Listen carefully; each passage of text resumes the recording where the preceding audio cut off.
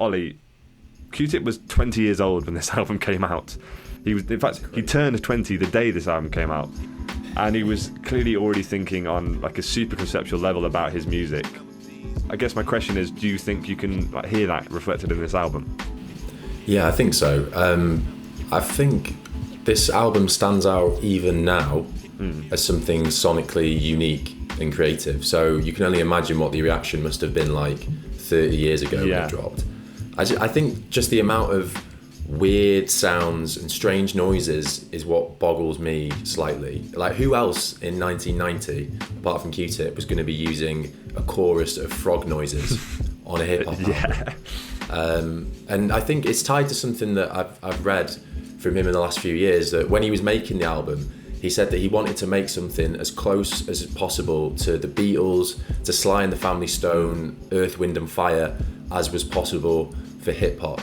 And I think for a 20-year-old to have that kind of ambition is stunning, but then this album kind of matches up to those groups in terms of the experimentation. Yeah. Like the scale to some of the tracks, like the frog noises, for example, I think that's on After Hours. Yeah. But even in that song, there's these like huge timpani drums that just sound like cinematic would be like a good way to describe it. Yeah, I mean, the experimentation in this album, like how psychedelic it is as well, talking about the Beatles influence and him saying he wanted to make a Beatles album.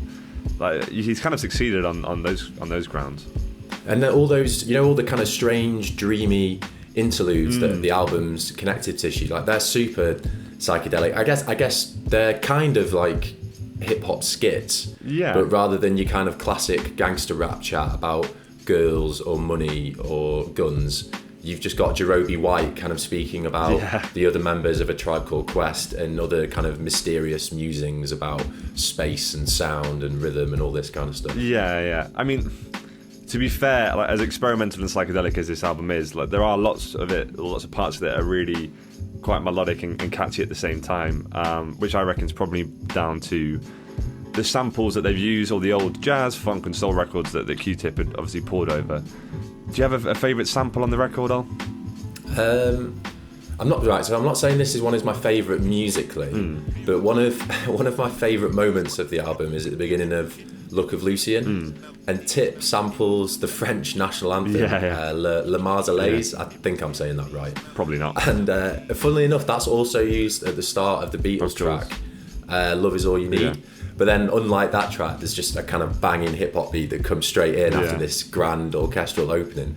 And the thing is, I know the song is about a French rapper and he's referencing that through using the French national anthem, but he must have known what he was doing when he started the song with that sample. Oh, 100%. Kind of showing his vision, showing the like cockiness, arrogance of youth, just absolutely no fucks given about ripping off the Beatles, which I fully rate. Yeah. But then I think from a music point of view, there's an Earth, Wind and Fire sample on Mr. Mohammed, and I just love the way that song kind of cuts back to the sample as a kind of chorus. And I think in a nutshell, that song and that sample specifically just demonstrate how on this album the music can literally just go anywhere, and you'll be going along quite nicely, and suddenly Q-Tip will just completely pull the rug out from underneath you and just chuck you down a rabbit hole. Yeah.